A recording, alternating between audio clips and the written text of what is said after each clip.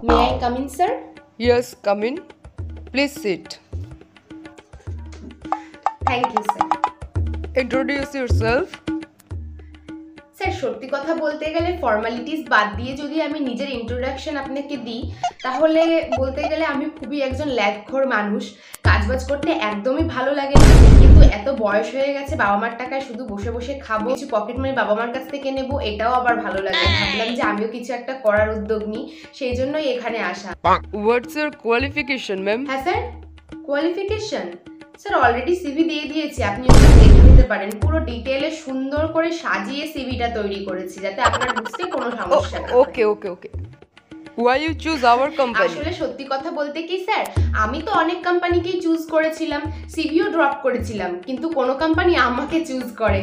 যদিও আপনাদের এখানকার স্যালারিটা অনেকটাই কম আমি শুনেছি, কিন্তু তাও কি করার, কেউ চুজ করেনি আমাকে, আপনারাই করেছেন।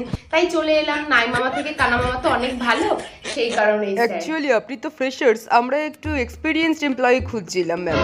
So sorry ma'am. স্যার দেখুন, এসব কিন্তু একদম ঠিক না। আপনি আমাকে ডেকেছেন কেন?